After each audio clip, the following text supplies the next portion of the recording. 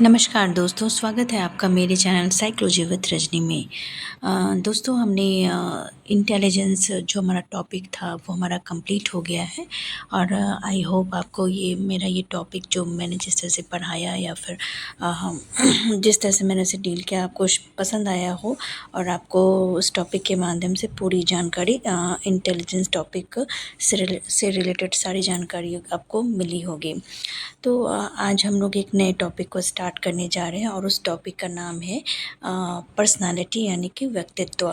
तो चलिए दोस्तों हम लोग बिना देरी के स्टार्ट करते हैं आज का टॉपिक जो हमारा है पर्सनालिटी यानी कि व्यक्तित्व।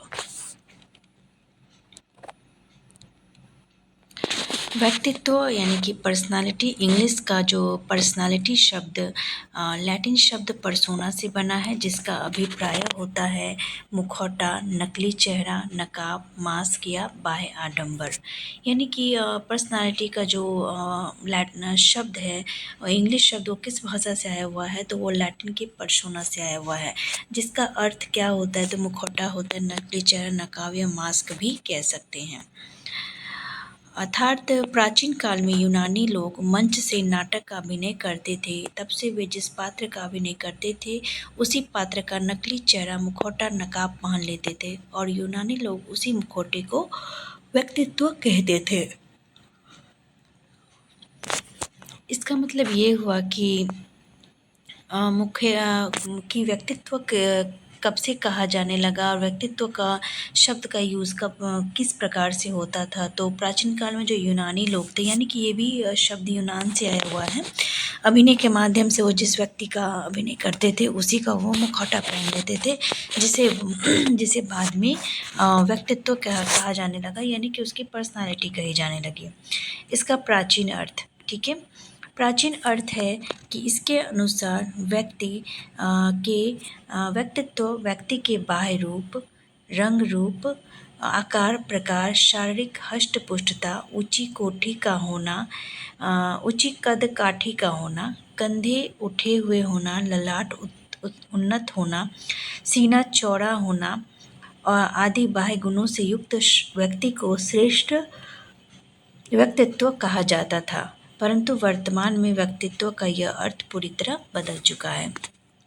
यानी कि अगर हम व्यक्तित्व का प्राचीन अर्थ को समझते हैं तो जो भी व्यक्ति बाहरी रूप से वो खूबसूरत दिख रहा हो या फिर हैंडसम दिख रहा हो या फिर पर्सनालिटी उसकी अच्छी दिख रही हो, उसका रंग रूप अच्छा हो, उसका जो पर्सनालिटी वो अच्छा हो, वो हष्ट पुष्ट हो, या फिर हाइट उसकी लंबी हो, तो ऐसे व्यक्तियों को ना इस तरह से वो श्रेष्ठ व्यक्तित्व का कहा जाता था।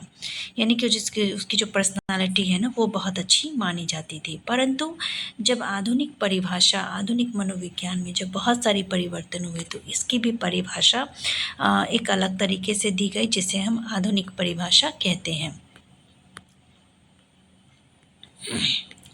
इसके अनुसार व्यक्तित्व से वास्तविक अभिप्राय व्यक्ति के आंतरिक गुणों की प्रधानता को स्वीकार किया गया है। यानी कि जो व्यक्ति का इंटरनल गुण है, जो आंतरिक गुण है, उसको महत्व दिया गया है। आज व्यक्तित्व से अभिप्राय व्यक्ति के बाह्य गुणों के साथ साथ आंतरिक गुणों यानी कि कला, योग्यता, क्षमता, कुशलता, दक्षता, पूर्णता, आचरण, व्यवहार, स्वभाव, प्रकृति, विचार आदि के समन्वित या संगठित रूप को ही व्यक्तित्व कहा जाता है। यानी कि बाह्य रूप को भी महत्व दिया जाता है आज भी, परंतु आंतरिक जो उसके गुण होते हैं ना वो किसी भी व्यक्ति के व्यक्तित्व को बनाता है। जैसे कि कोई कला में निपुण है तो उस व्यक्ति की पहचान उस कला से होती है, न कि बाहरी सुंदरता से। वो कैसा भी दिखता हो लेकिन अगर उसकी कला उन्नत है तो उस व्यक्ति को उस कला के माध्यम से ही पहचाना जाएगा। अगर वो व्यक्ति का आचरण व्यवहार अच्छा होता है तो उसे उस आचरण व्यवहार से ही आकलन किया जाएगा। उसका स्वभाव कैसा है, उसकी प्रकृति कैसी, उसकी नेचर कैसी है, उसके विचार भाव कैसे हैं, तो ये सारे जो होते हैं अच्छे व्यक्तित्व के गुण कहे जाते हैं और यही आधुनिक परिभाषा है या फिर व्यक्तित्व का आधुनिक अर्थ है। अन्य कई सारे मनोवैज्ञानिकों ने भी व्यक्तित्व का अलग अलग परिभाषा दिया है। ये मैं सॉरी, बीच में थोड़ा गड़बड़ हो जा रहा है बार बार, तो प्लीज़ माइंड ना करें। तो हम कुछ इम्पॉर्टेंट जो मनोवैज्ञानिक हैं उनकी परिभाषाओं को एक बार देख लेते हैं। जो हमारे वैलेंटाइन हैं उन्होंने कहा है कि व्यक्तित्व व्यक्ति के जन्मजात और अर्जित गुणों का योग है।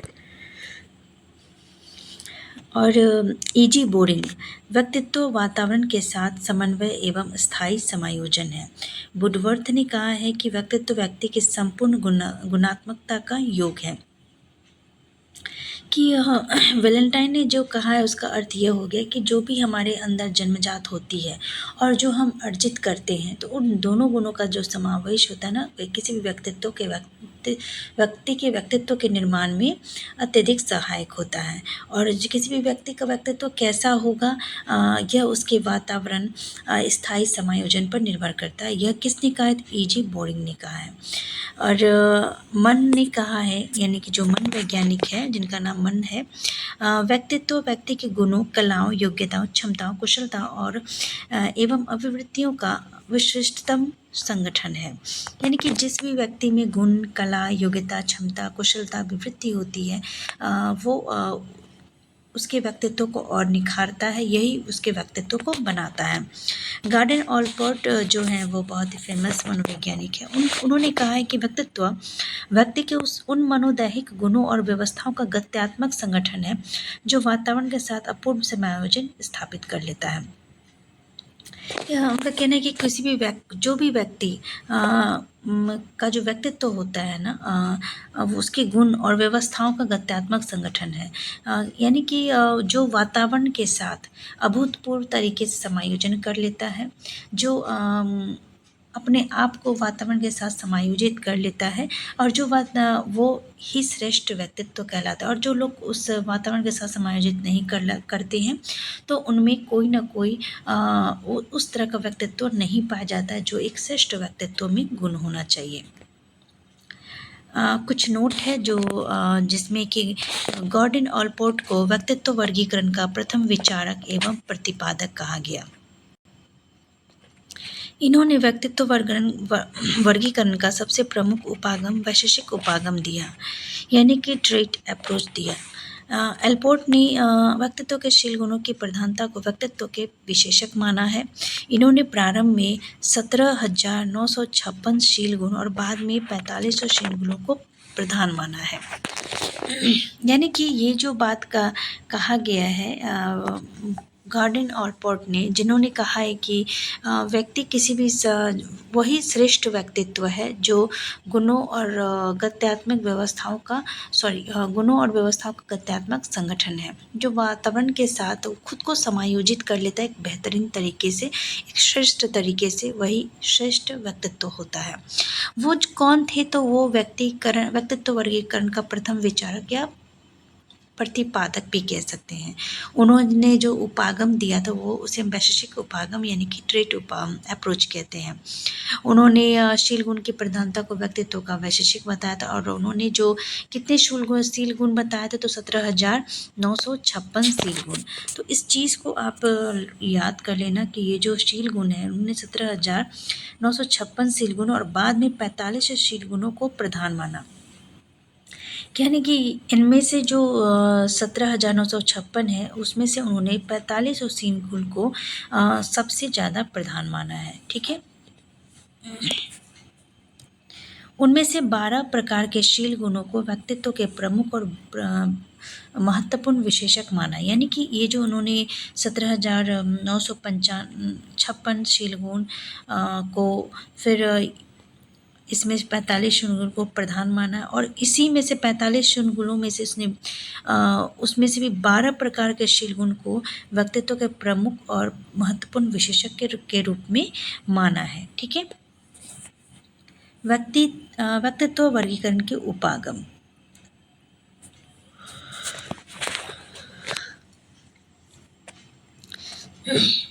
तो व्यक्तित्व जो वर्गीकरण के उपागम है, उन्होंने किन किन मनोवैज्ञानिकों ने दिया है और उन उपागम का नाम क्या क्या है उसके बारे में भी एक बार जान लेते हैं।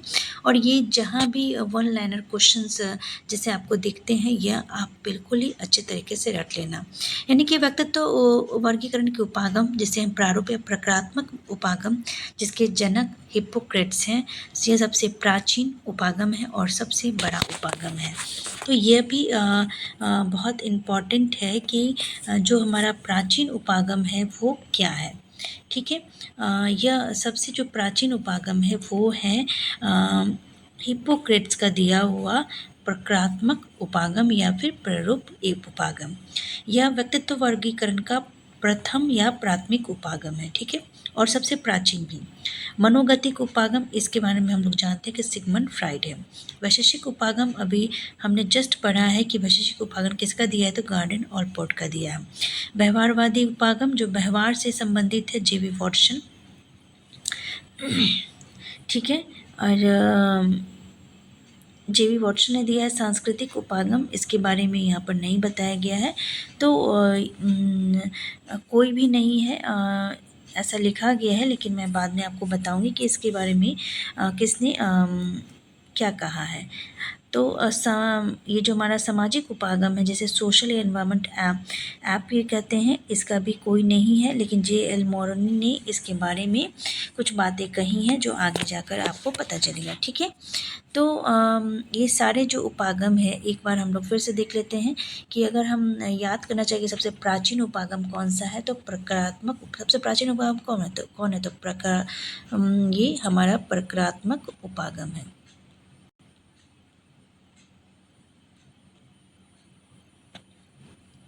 ठीक है, और यही हमारा सबसे पहला भी है।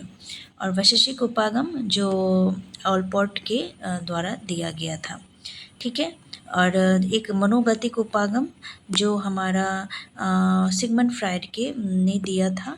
ठीक है, और जो हमारा और कौन सा उपागम है एक बार हम लोग देख लेते हैं।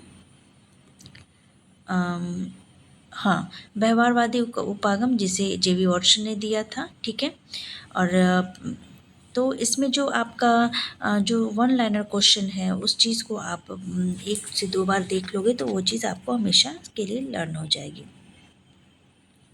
भारतीय दृष्टिकोण, यहाँ पर अरे ये बार-बार क्यों हो जा रहा है ये? तो हाँ, भारतीय दृष्टिकोण ने गुणों के आधार पर व्यक्तित्व को 3 श्रेणियों में बांटा है। यानी कि भारतीय दृष्टिकोण के अनुसार जो हमारा व्यक्तित्व है उसका 3 श्रेणी है। पहला है सतोगुणी, रजोगुणी और तमोगुणी। ठीक है, जो हमारा सतोगुणी यानी कि जो नाम से पता चल रहा है जो सतगुण हो वो सतोगुणी है। जो रजोगुणी जो यथार्थ में जो रहते हैं, जो लचीले स्वभाव वाले होते हैं, जिसमें दोनों प्रकार के गुण होते हैं, जैसे सतोगुणी और तमोगुणी दोनों प्रकार के गुण होते हैं, उसे हम रजोगुणी कहते हैं। और तमोगुणी जो होता है, तम मतलब अंधेरा होता है, तम मतलब जो स्वार्थी होते हैं, जो लोभी होते हैं, लालची होते हैं, उसे हम तमोगुणी कहते हैं। तो भारतीय दृष्टिकोण के अनुसार कितने प्रकार के व्यक्तित्व बताए गए, तो 3 प्रकार के व्यक्तित्व बताए गए। तो पहला है सतोगुणी, रजोगुणी और तमोगुणी। सतोगुणी जो सत्य के राह पे चलता है, यानी जो आदर्शवादी होता है। यहाँ पर भी आप देख सकते हैं कि जो उच्च आदर्शों से युक्त आदर्शवादी हो, नैतिकतावादी हो, आदर्श आध्यात्मिक हो, जो सत्य मार्ग का अनुसरण करने वाले सत्यनिष्ठ आदि श्रेणी इसी में आते हैं व्यक्तित्व। जैसे कि कोई महात्मा हो गया जो हमेशा आदर्श और नैतिकवादी जीवन में फॉलो करते हैं, जो हमेशा सत्य बोलता है, वैसे व्यक्ति इस श्रेणी में आ जाते हैं। रजोगुनी इस प्रकार के लोग जो होते हैं ना, यथार्थ में वास्तविक लचीले समायोजन की योग्यता वाले, जो जैसा देश वैसा वेश, नेतृत्व क्षमता गुणों वाले और वस्तुपरक दृष्टिकोण वाले, सामाजिक वर्णमुखी मुक्त चिंतन वाले एवं भाषा कला में निपुण इसी श्रेणी में आते हैं। तो यानी कि ये जो होते हैं ना, दोनों प्रकार की जो गुण जिस व्यक्ति में होता है वो रजोगुनी होता है, और इस प्रकार के गुण जो होते हैं ना, वो नेतृत्व क्षमता का उनमें काफ़ी गुण होता है, जो नेता में होता है, जो समाज सेवा का कार्य करता है, जो हमारा देश का नेतृत्व करता है, किसी भी प्रकार का समाज सेवी हुआ, उसमें इस तरह के गुण होते हैं। तमोगुणी जो होते हैं वो अंधकारयुक्त जीवन जीने वाले, कामी, स्वार्थी, लोभी, लालची, अनैतिक, असामाजिक एवं अतार्किक, दूसरों को पीड़ा कष्ट देकर केवल अपना लाभ पाने वाले और दूसरों की निंदा करने वाले, जो भी ऐसे लोग होते हैं ना, उसे हम आलोचना बुराई करने वाले, काम प्रवृत्तियों और इच्छाओं के प्रवर्तक, सारे के सारे जो होते हैं ना, जो असामाजिक होते हैं, जो बुरे विचारों वाले होते हैं, जो अंधकारयुक्त जीवन जीते हैं, वो तमोगुनी के अंतर्गत आते हैं। आधुनिक दृष्टिकोण के अनुसार व्यक्तित्व का वर्गीकरण 3 प्रकार से है। विभाजन का आधार स्वभाव एवं स्वभाव, प्रकृति एवं नेचर। तो आधुनिक दृष्टिकोण के अनुसार इसके व्यक्तित्व कितने प्रकार बताए गए हैं, तो 3 बताए गए हैं। तो ये जो 3 है वो भारतीय दृष्टिकोणों के गुणों ने भारतीय दृष्टिकोण ने गुणों के आधार पर व्यक्तित्व को के 3 श्रेणी बताए हैं, और ये जो है विभाजन के आधार पर इसके 3 श्रेणी, यानी आधुनिक दृष्टिकोण के अनुसार व्यक्तित्व का 3 श्रेणी।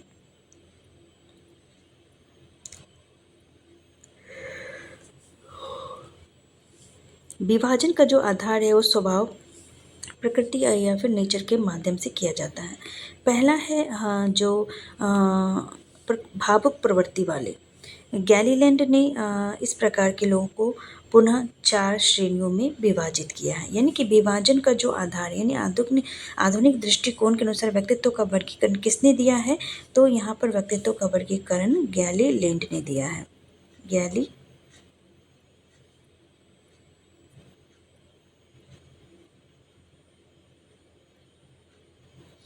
तो गैलीलैंड ने दिया है। और जो हमारा विभाजन के आधार पर जो बताया गया है वो उसमें पहला है भावुक प्रवृत्ति वाले, प्रकृति वाले। गैलीलियन ने इस प्रकार के लोगों को 4 श्रेणियों में बताया। पहला है प्रश्नचित्त, जो व्यक्ति हमेशा प्रसन्न रहता है, खुश रहता है, चिंता मुक्त, हर्षमुख, विनोद प्रिय, मनमौजी आदि स्वभाव के होते से प्रश्नचित्त व्यक्ति कहते हैं। और दूसरा है चिड़चिड़े स्वभाव वाले। इस प्रकार के जो व्यक्ति होते हैं ना, अपने कार्य के दौरान आक्रोश एवं क्रोध प्रकट करते रहते हैं, मतलब कार्य भी करेंगे साथ में आक्रोशित भी होंगे, क्रोधित भी होंगे। उदासीन एवं स्थिर प्रकृति वाले, जो इस प्रकार के लोग सकारात्मक और नकारात्मक, सुख दुख, अनुकूल एवं प्रतिकूल परिस्थितियों में लगभग एक जैसे स्थिर रहते हैं। मतलब कहते हैं ना बोरिंग टाइप का, जिसका जैसे समाज में क्या हो रहा है, घर में क्या हो रहा है, वो बिल्कुल न्यूट्रल रहते हैं और वो ज़्यादा इंटरेस्ट नहीं दिखाते। नहीं तो अगर परिवार में झगड़ा हो रहा है या फिर कुछ भी हो रहा है तो ना उसको शांत करने की कोशिश करते हैं, ना ही किसी चीज़ में ज़्यादा इन्वॉल्व होते। तो उन्हें कुछ, तो ऐसे जो स्वभाव वाले होते हैं ना उसे उदासीन या स्थिर प्रवृत्ति वाले कहते हैं। और चौथा है विचारशील एवं दुखी। इस प्रकार के लोग अत्यधिक तर्क, चिंतन, मनन, विचार करने वाले, कल्पना करने वाले, असामाजिक, अंतर्मुखी, अभूत चिंतन करने वाले, एकांत प्रिय, काकी, लेखन कला में उत्तम, पढ़ने लिखने में रखने वाला, स्वप्नों में डूबे रहने वाले व्यक्ति होते हैं। नाम से ही पता चल रहा है कि विचार से ना, मतलब जो विचार में ही खोए रहते हैं, एनी टाइम विचार ही करते रहते हैं। अकेले लिखेंगे, अकेले सोचते रहेंगे, एनी टाइम विचार करते रहेंगे, मनन करते रहेंगे, कल्पना करते रहेंगे, मैं ये मैं वो। ये अंतर्मुखी होते हैं, अंदर ही अंदर वो सोचते रहते हैं, अंदर ही अंदर वो चिंतन करते रहते हैं। और अकेले रहना वो ज़्यादा पसंद करते हैं। और अकेले रहने का मतलब कि वैसे लोग लिखने में लेखन कला में काफ़ी निपुण होते हैं। ठीक है, तो ऐसे लोग विचारशील भी होते हैं और दुखी भी रहते हैं।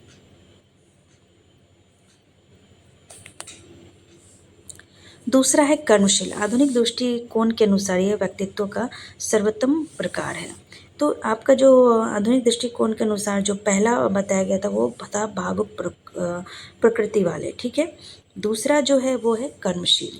आधुनिक दृष्टिकोण के अनुसार यह व्यक्तित्व का सर्वोत्तम प्रकार है। इस प्रकार के लोग कर्मठ होते हैं, क्रियाशील, सक्रिय, चंचल, स्फूर्तिमान, साहसी, ऊर्जावान, लचीले, समायोजन वाले, नेतृत्व क्षमता के गुणों वाले, यथार्थवादी, वास्तविक, भाषण कला में निपुण, वस्तुपरक दृष्टिकोण और बहिर्मुखी, मूर्त चिंतन वाले आदि सभी इसी श्रेणी में आते हैं। यानी कि ऐसे जो कर्मशील व्यक्ति होते हैं ना, वो कर्मठ होते हैं, वो हमेशा कुछ ना कुछ करते हैं, यानी कि वो क्रियाशील होते हैं।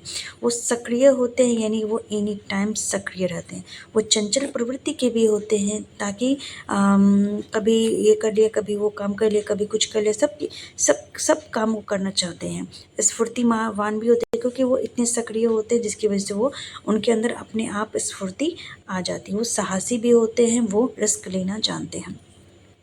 उनमें अभूतपूर्व ऊर्जा होती है। लचीले, समायोजन वाले, यानी किसी भी परिस्थिति में, किसी भी सिचुएशन में वो खुद को ढाल लेते हैं। नेतृत्व क्षमता इसमें अपूर्वभूत होती है, और ये यथार्थवादी होती है, यानी जो है सो है, जो दिख रहा है उसी को मानते हैं।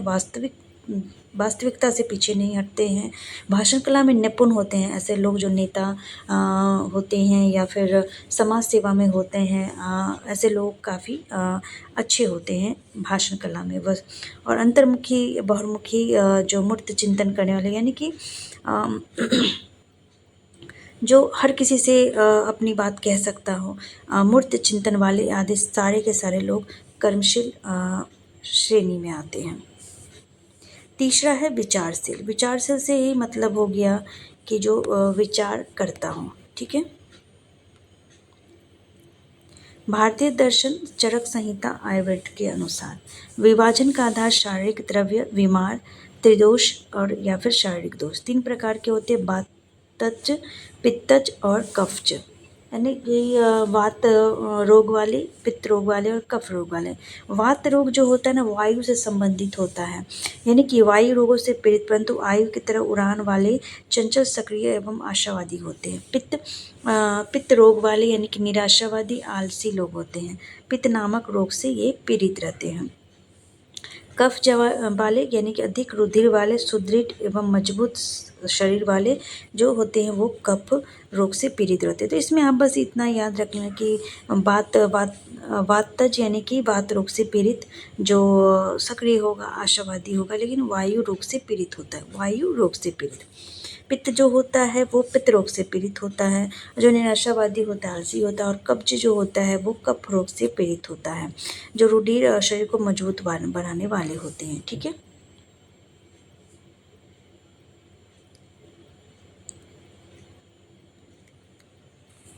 अब आ गया कि जो व्यक्तित्व के मनोवैज्ञानिक हैं, उन्होंने भी अपने अपने दृष्टिकोण दिए हैं। उनके अनुसार भी बहुत सारे व्यक्तित्व के बारे में विभाजन किया गया है, व्यक्तित्व के प्रकार बताए हैं।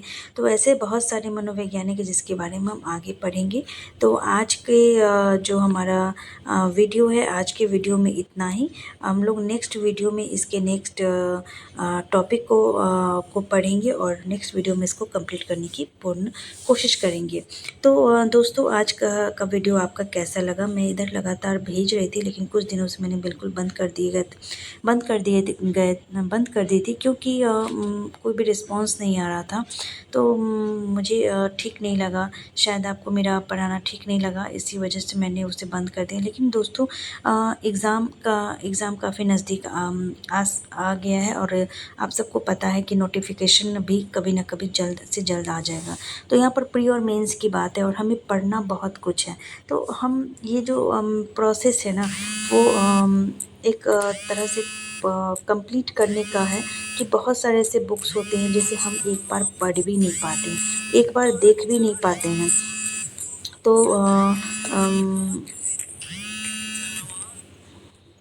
तो दोस्तों, आज के वीडियो में इतना ही। मिलते हैं फिर नेक्स्ट वीडियो में।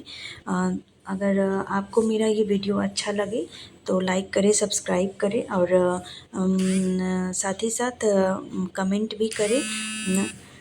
तो ठीक है दोस्तों, मैं कल इससे रिलेटेड आगे मैं पढ़ाऊँगी। तो आज के वीडियो में इतना ही। धन्यवाद।